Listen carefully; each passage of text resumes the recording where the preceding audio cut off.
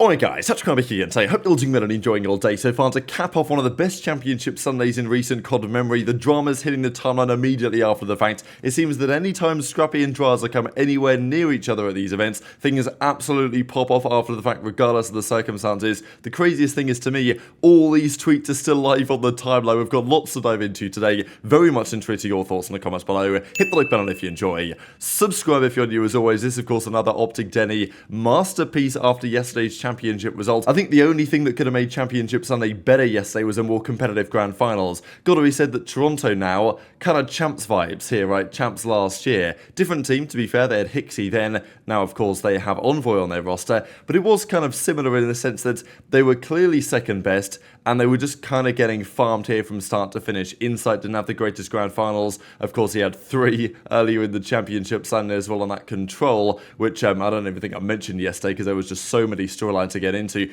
But yeah, when it really mattered, Toronto, despite having beaten FaZe Game 5 Round 11 earlier on in the winners finals, just got crushed here by OpTic Texas, right? And it's something they'll have to think about really, Toronto, because they've got the firepower, they've got the teamwork, but for some reason when it comes down to situations like this, they can't even get especially close. And the Championship Sunday was phenomenal, but if we'd have had like a map 7 grand finals, it would have capped this tournament off even more. But I mean, look, OpTic just played the better COD, and they absolutely caught fire, as we'll discuss later on today as well. This is OpTic, of course, lifting the trophy yesterday.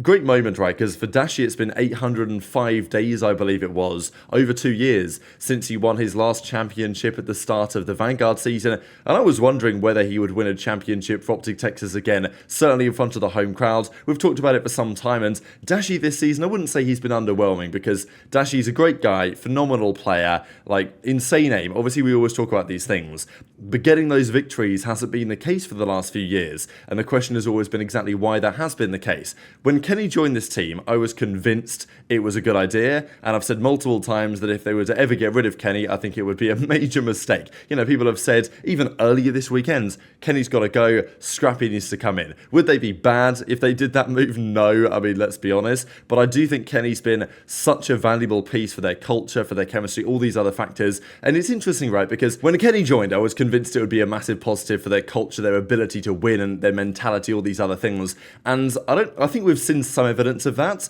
but I don't really think until now we've seen what that actually looks like in practice. And Shotzzy and Dashy especially, great to see. I mean, look, Shotzzy, superstar level player, obviously we talk about it an awful lot here on the channel, certainly did a month or so ago when it was a big discussion point with Paddy P and all these others. And Shotzzy got the MVP for the tournament. You can argue Dashy as well, but Shotzzy comes through, drops a 1.3 in back-to-back series, takes down FaZe, I mean, and drops the kill record as well, 118 kills in a series. Like, I don't really think you can look past Shotzzy, but also Dashy played incredibly well. Really, it was like Game 4, Game 5 against New York Subliners from Dashy, and he completely took over the Sunday. And we've seen this before from Dashy, obviously, but in recent memory, Dashy, you know, hasn't maybe had the best championship Sundays. Certainly against FaZe, he hasn't really delivered on, you know, what he'd be hoping to deliver. And I was honestly watching yesterday the body language from OpTic, because they would lose maps yesterday, obviously. They weren't, like, indomitable, right? They were going down in maps. And just watching the body language from OpTic, from Dashy, from Pred, it felt better this tournament to me. It felt like they weren't losing a map and getting checked out. Like, Dashy still seemed to be locked in, and I thought that was, you know, absolutely necessary when you're just this good. And as he says, best team in the world right now, because that's what's crazy to me about this tournament, is that all of a sudden it switches up entirely how we think about the top of this league and what that even means going into online and LAN beyond that. Toronto major champions, love my squad, appreciate the green wall.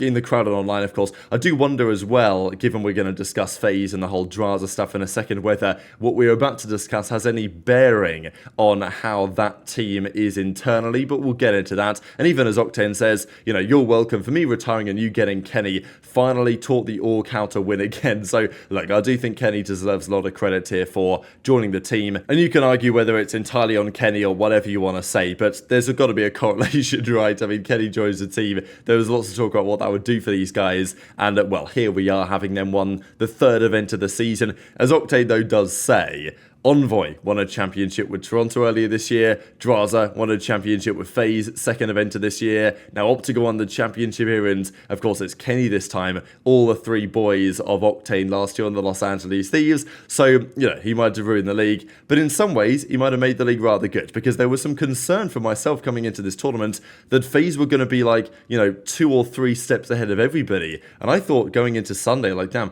FaZe might lose like 2 or 3 maps today rather than 2 series, you know what I'm saying? But thankfully for the state of the league, OpTic, Toronto, and, well, we'll discuss probably New York over the coming days, really came to play in this tournament, and it made for a phenomenal championship Sunday when, again, nothing seems to be predictable here. Now, Drazah, during the finals, tweeted this out when Scrappy was obviously getting tucked. Now, look, Scrap was playing absolutely admirably, and he had a phenomenal weekend individually, as always. Like, Scrappy doesn't have bad series. He very rarely ever has bad maps. Like, the guy is absurdly good, absurdly consistent, and maybe Drazah needs to watch his back somewhat, I don't really know, but if FaZe were ever to make a change, there's only really like one candidate that could be an upgrade on Drazah theoretically, but I don't think that's going to happen. But I do think there is a bit more to this now, having the event gone the way that it did. Obviously, Kendall here, fiance of Octane, says, I fear the CEO is fired, right? Because the CEO of OpTic, Drazah talking all this trash, of course,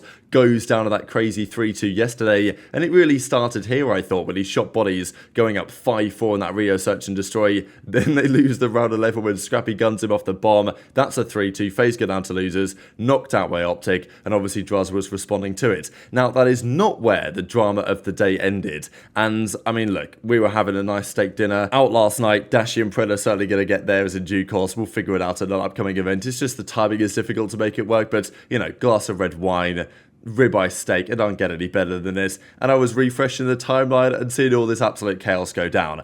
Obviously, Scrappy's talking about going back to online, which is certainly a frustrating talking point of yesterday, as well as the fact that, you know, what a day we had, and we're going to go back into online qualifiers again with the next LAN event doesn't even have fans. So it's like the CDL manages to take several steps forward and unfortunately sometimes several steps back as well. But it goes to show what momentum there is in COD when it's a phenomenal event like that. I think Scump had 125k plus easily for yesterday, plus all the other viewers as well. It was sensational work. And as Scrappy says, can't change what happened, can only move forward. Congrats, obviously, they deserve the finals. Shout out the fans as well. This is by far the best event that I've ever played at. And honestly, like, last year was fantastic here, but this year was different level on basically every single angle. And yeah, this is the new Anaheim, I think, Toronto, of the Call of Duty landscape. And I hope that doesn't change anytime soon. But this is when things kind of went haywire, right? So, look, if you guys don't know the beat, last month and the month before and the month before that, there's been various drama with regard to Darian, Scrap's girl, and Keeks, of course, who's Drazah's girl. At the start of March, it was all going absolutely crazy. Those tweets got deleted, although the videos are still up on the channel if you guys want to go check them out afterwards. And even in recent weeks, there were rumours emerging, and Scrappy said this on stream, that Keeks had tried to contact Darian's place of work to get her fired, basically, after all the stuff that was said previously. So, yeah, obviously complicated situation. And Darian then says the following on Twitter last night. To Drazah, basically, doesn't at Drazah. I imagine she's blocked, probably. I don't know. Confronting a 5'2" female in a hotel lobby when I'm alone, acting like you're going to fight me is hilarious. Drazah, you're a bitch, basically what she said. So obviously with these things, I wasn't there in person. I don't have the pictures, you know what I'm saying? I don't know exactly what happened, what was said, all these other things. Although it has been corroborated by others, you know, who were there at the time that, yeah, this did happen, at least to some extent. So Drazah decides that, you know what, it's time to take the timeline and go absolutely off on the main stage again. I don't know if Keeks was getting involved in this drama yesterday, but wow, I couldn't believe it when I saw this tweet. And I especially couldn't believe it this morning when this tweet is still up on the timeline. Now, I can't actually show this one or get the video demonetized, but I mean, you know what he's trying to say. And, well, this is what he says. She was staring us down trying to start something when she was the only one who said something first. Have you and your pussy boyfriend come back to the lobby and we'll see all the real bitches. Of course, obviously wanted to get Scrappy involved. So then Scrappy comes into the replies as well, and like, this is like I'm not gonna complain. It's drama, it's content, it makes the scene incredibly entertaining when you've got rivalries such as this. But I do think it's like, man, at this point, like, are we serious, guys, that we're still gonna be handling this on Twitter, just going back and forth rather than settling it privately to some degree? I'm not saying they should settle it, because like, as long as this continues, continues, it's going to be entertaining. And I don't know if there is any settling this beef at some point. You know what I'm saying? Like, this might just be too far gone. Certainly that has felt the way for the last couple of months or so.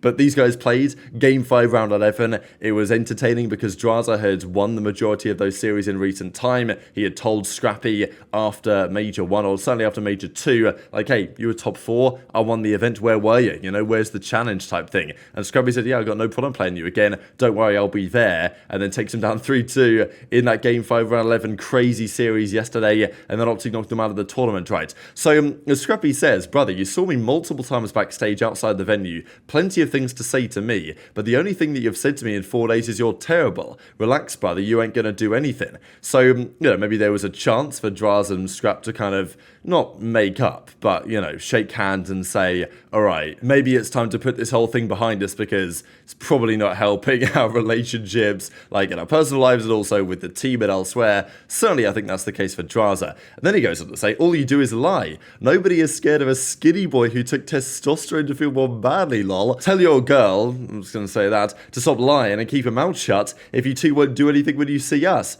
So, okay, I mean, man, what a tweet this is. Implying, and I don't know what's true obviously on this stuff. I think even Scump back in the day was on that TRT when he was on those crazy games. I think he took it for other reasons, but obviously it had side effects. So, like, I don't know what Scrappy's on and what he's not on. Basically, Scrap says, what are you talking about? I ain't on that. Like, you're straight up lying. You're on so many drugs. That's the other thing with Drazah as well. Like, every time there's some interaction, if people are saying, oh, this guy's like, you know, one of the pros, either Slasher as it was a couple of years ago, or Scrappy will be like, yeah, this guy's like adding out of his mind or whatever it was. Man, what a timeline. Genuinely, when it's got to this kind of level, I'm somewhat surprised that there haven't been hands thrown yet. You know what I mean? Like, on the main stage, we could have seen something. I think at that point, the league would probably have to step in. You know, the Twitter dramas, whatever, like, they'll let that fly. But when potentially things would go even next level, I don't know if that would be entertained. I think the other point that I wanted to mention on this, though, is exactly what this means internally for FaZe. As Nameless says, look, guys, you need to take this off the timeline and just, you know, figure it out behind the scenes. Posting for fans and everybody to see is odd, which I don't disagree, but I'm not saying to stop doing it, you know what I mean? But to be fair, I can't imagine FaZe are especially happy with this, and especially Drazah's teammates, because Drazah was a phenomenal player this event for the FaZe team. Like, they absolutely fried, as did Drazah for the majority of the tournament, and he was, you know, arguably putting the squad at their back at times, right? And this is just what you see from Jericho, for example. Simp's girl, who's good friends with Darian, and, you know, is liking these tweets from Kendall and from Darian and from Scrap and all this stuff. So it's like you get this weird dynamic right now at FaZe when on the one hand you've got Drazah is teaming with them, and on the other hand you've got aBeZy, obviously, who was part of the whole, you know, you're going home with Keeks thing a couple of years ago now when that drama happened, when he liked that tweet or whatever he said at the time after the World Championship when they won back in the Vanguard days.